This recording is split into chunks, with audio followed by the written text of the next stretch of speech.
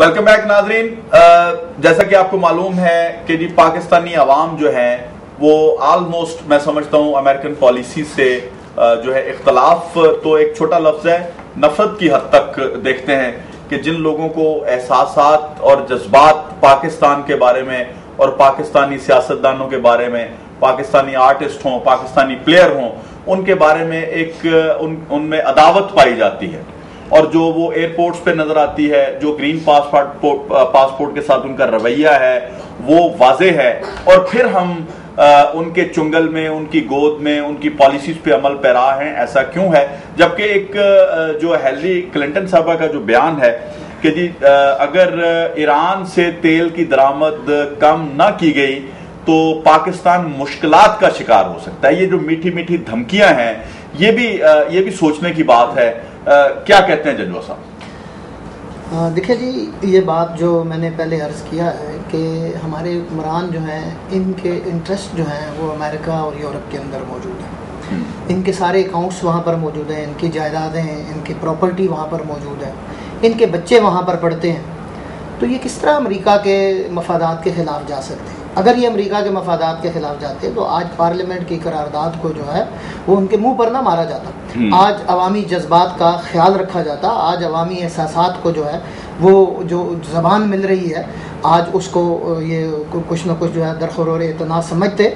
मैं ये समझता हूँ कि ये इतने नाअहल हुक्मरान हैं, इतने बददियानत हुक्मरान हैं कि इनको अपनी नाअहली और अपनी बददियानती और अपनी बेहिसी छुपाने के लिए जो है अमेरिका का सहारा लेना पड़ता है। और ये अमेरिका की छतरी तले आज जो है हम पर जो है वो मुसल्लत हैं। वरना तो आप देख लें कि आज पीपल्स पार्टी को 4 साल हुए हैं।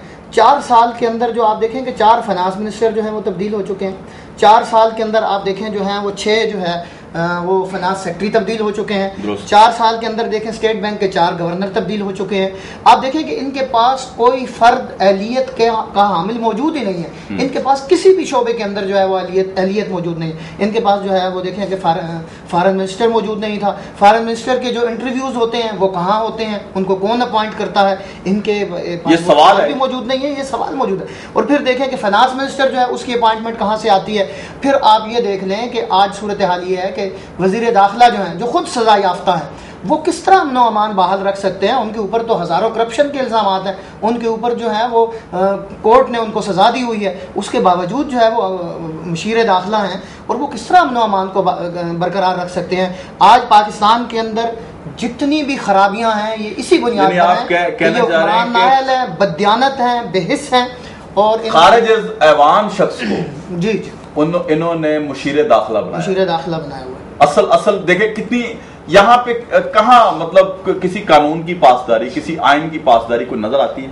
और अगर आप इस तरह के लोगों को रखेंगे और फिर आप क्या नतीजा उनसे लेंगे, क्या अखज होगा, आप कैसे अमन अमान कायम कर सकते हैं, कैसे आप जिनके आप मरहूने मिन्नत हैं क्या उनके खिलाफ आप कार्रवाई करेंगे?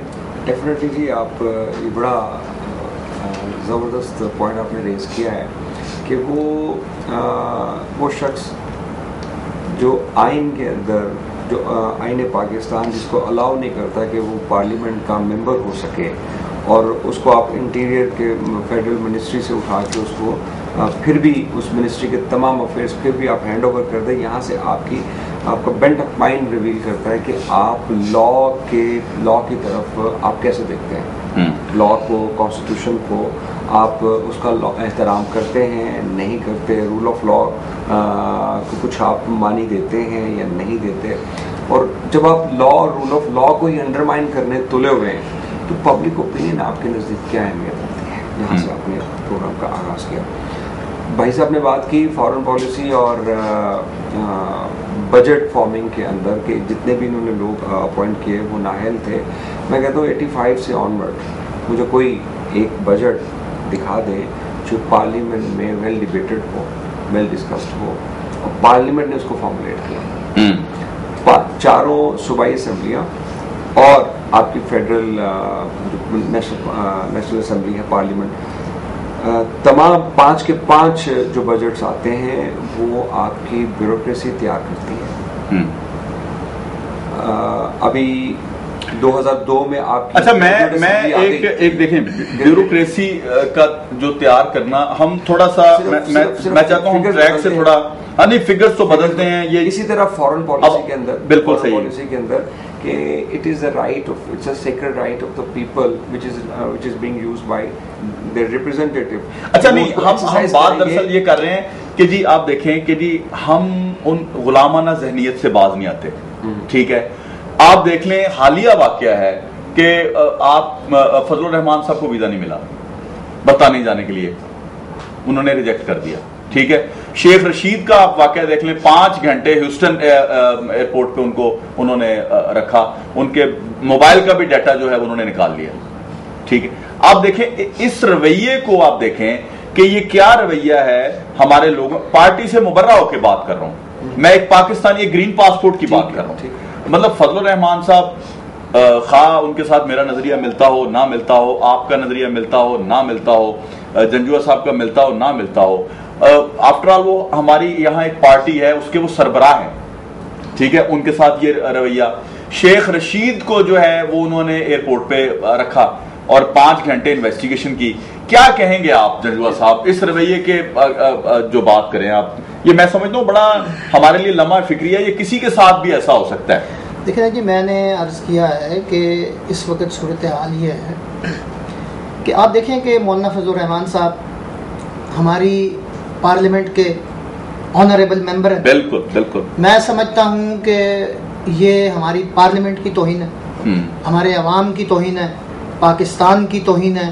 और एक आप शेख रशीद साहब की बात करते हैं, हमारे तो बड़े बड़े वज़रा जो हैं, शेख साहब तो आज जो हैं वो इलेक्शन हारे हुए हैं रावलपिंडी से, और कोई वो अवामी ओहदा नहीं रखते और ना ही कोई सरकारी ओहदा रखते हैं। हमारे सरकारी ओहदेदार जाते हैं तो वहाँ उनको बेलबास करके उनकी तलाशी ली जाती है, उनके जूते उतरवाए जाते हैं। अभी हाल ही में परवेज़ मुशर्रफ साहब गए हैं और उनके भी जो है वो जूते उतरवाए गए हैं। आप ये देखें कि उनका अगर यहाँ पर कोई कुत्ता भी आता है तो वो भी जनाब हम उसको सलूट करते करते जो है वो एयरपोर्ट से जो है पूरा प्रोटोकॉल देके बाहर लेके जाते हैं। हमारी गैरत मर चुकी है और ये हुक्मरान और ये रजीम और ये रवैया और ये जहनीत जब तक हुक्मरान रहेगी, पाकिस्तान जो है वो बावकार कौम की हैसियत से जो है वो दुनिया के नक्शे पर नहीं उभर सकता। और मैं आपको बरमला ये बात कहता हूं कि आज पाकिस्तान जिस बुरान का शिकार है, आज जिस पस्ती का शिकार है, आज जो यहाँ पर सूरत हाल है, इसको अगर कोई निकाल सकता है तो कोई गैरतमंद आदमी, कोई अवामी नुमाइंदा और हकीकी अवामी नुमाइंदा। और मैं इसमें कोई आर महसूस नहीं करता कि आज अगर इस मुल्क को कोई बुरान से निकाल सकता है तो जमात इस्लामी की ईमानदार क़यादत कि जिसके पास सारे उम्मीदवार पढ़े लिखे मौजूद हैं, जिसका फॉरेन अमूर में, दाखिला अमूर में और मैशत के एतबार से हमारे पास जो है वो एक्सपर्ट्स मौजूद हैं, हमारे पास कमेटियाँ मौजूद हैं जिन्होंने पूरा वर्क किया हुआ है। इस कौम को अगर आज इस बुरान से निकलना है तो उसे जमात इस्लामी के एजेंडे पर, जमात इस्लामी के झंडे तले जमा होना होगा, तभी जो है ये कौम जो है वो इस बुरान से निकल सकती है। हमने तो इन लोगों को देख लिया, बारी बारी इनको देख रहे हैं, गुज़िश्ता 60 साल से देख रहे हैं। अच्छा, इन्होंने परवेज मुशर्रफ के जूते उतरवाने की बात की, ठीक है, उनकी जो तलाशी हुई एयरपोर्ट पे।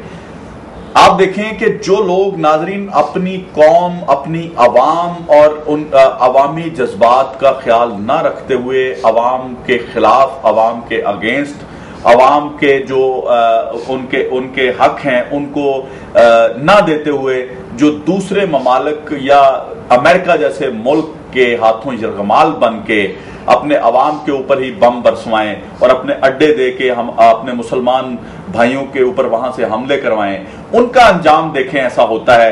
और गैरतमंद इंसान को हमेशा दुश्मन भी कदर की निगाह से देखता है नाज़रीन। और मैं समझता हूं हमें ये सबक सीखना है, हमें अपनी गैरत और हमीयत उसको कायम रखते हुए अपने मुल्क के पाकिस्तान को इसके बावकार होने तक हमें मेहनत करनी है। और मैं समझता हूं जो खोया हुआ मकाम पूरी दुनिया में हमारे पाकिस्तानियों का या हमारे मुल्क का, वो हमें वापस लेके आना है। वो किस तरह मुमकिन है, हम इस पे गुफ्तगू कर रहे हैं। जी जुनैद साहब। जी, खोया हुआ मुकाम डेफिनेटली कोई ऐसी क़यादत आए जिस पे पूरी कौम को एक इत्मीनान हो कि हाँ इस शख्स की जो शख्सियत है वो अबव बोर्ड है, वो इंटीग्रिटी की शख्सियत को होल्ड करता है। ऐसी कोई शख्सियत हो तो उसके पीछे अवाम चले और अवाम चले। अच्छा, अब उसका मुजाहरा मीनार पाकिस्तान पे इमरान खान की सूरत में एक नजर भी आया है। उससे पहले पब्लिक ओपिनियन रिफ्लेक्ट की भुट्टो साहब की नहीं, लेकिन आप इमरान खान साहब की बात कर रहे हैं, उनकी खिदमत अभी तक मैं आपको कहता हूं कि ठीक है, इमरान खान साहब ड्रोन हमलों के आपने जो पॉपुलैरिटी पाई, आप जिस तरह पेनिट्रेट कर गए, पब्लिक आपकी बात सुनना शुरू हुई, तो वो एक बात थी ड्रोन हमले, जिसके अगेंस्ट आपने रास्ता रोका और आपने नेटो सप्लाई का रास्ता रोका, और इस पे आज आप बात नहीं करते। नहीं बात करते हैं, इसमें वाज़ह है मीनार पाकिस्तान जुनैद साहब वाज़ह नहीं है। मीनार पाकिस्तान के जलसे में खान साहब ने इस कौम का जो इस वक्त टोटल क्राइसिस है जिसमें कौम मीनार पाकिस्तान तो लोग शायद भूल भी गए, उससे बाद बहुत से जलसे हो गए हैं। फैसलाबाद वाला आपका मुजाहरा जो है बिल्कुल फ्लॉप गया है। वो रैंडम गर्मी की शिद्दत के अंदर को थोड़ा बहुत कमी बेशी होगी तो उसको आप ये ना देखें, नहीं शायद देखें। वो एक होता ये है कि और आपने भी हैदराबाद का नहीं देखा, 2 दिन पहले, 2 रोज पहले अवाम की एक्सपेक्टेशंस होती हैं, जैसे शायद लोग एक्सपेक्ट करते हैं। अगर एक्सपेक्टेशंस पे पूरा नहीं उतरते आप लोग, तो मैं समझता हूँ अवाम का हक है कि आपके पीछे से वो निकल जाए। ऐसी सूरत हाल नहीं थी। मैं अर्ज करता हूँ, बात मुकम्मल होने दें। फैसलाबाद के अंदर एक फियर फैक्टर था कि पुलिस ने उससे पहले जो एक वहाँ पे एक अनार्की की सूरत हाल हुई पब्लिक प्रोटेस्ट के अंदर, वहाँ पर दहशतगर्दी की FIRs दर्ज हुई हैं अवाम के खिलाफ। तो इस वजह से इस दफ़ा लोगों का वो एक नहीं थी, मेंटल एंगेजमेंट नहीं थी उनकी प्रोटेस्ट में। अच्छा, वैसे आपके मैं इंफॉर्मेशन के लिए अर्ज कर दूं कि आज मैं आप कोई भी जंजुआ साहब या ABC या मैं अपने कैमरामैन की बात करता हूं, ये नारा लगाना शुरू कर देना सड़क पे खड़ा होके कि मैं लोड शेडिंग के अगेंस्ट जो है प्रोटेस्ट कर रहा हूं, तो इसके इर्द गिर्द 400-500 लोग इकट्ठे हो जाते हैं, क्योंकि ये कॉमन मसला है भाई। वहां पे लोग, मैं आज जो हालात हैं, आज आप देखें कि मॉब निकला हुआ है बाहर। फैसलाबाद में तो आए दिन मुजाहरे हो रहे हैं। आज आप यंग डॉक्टर्स के देख ले मुजाहरे, वो तो खाइफ नहीं है इस बात से, वो तो कर रहे हैं। हालांकि उनके ऊपर 144 भी लगी है, 16 MPO के भी चांसेस हैं, उनको अरेस्ट करने के भी चांसेस हैं। नहीं, वो तो एक स्पेसिफिक कम्युनिटी है ना जी, स्पेसिफिक कम्युनिटी है जो अपने इंटरेस्ट के लिए, अपने ऑब्जेक्टिव्स के लिए बाहर निकले हुए हैं, जैसे बुकला। अच्छा जुनैद साहब, एक सवाल है, इसके बाद मैं ब्रेक के बाद जाऊंगा कि आप बताएं कि आप अगर हुकूमत में आते हैं, इलेक्शन में जाते हैं, तो आपका एंटी अमेरिकन एजेंडा होगा या प्रो अमेरिकन? ब्रेक के बाद पूछूंगा आपसे। छोटा सा ब्रेक है नाजरीन, अभी वापस आते हैं, हमारे साथ रहिएगा।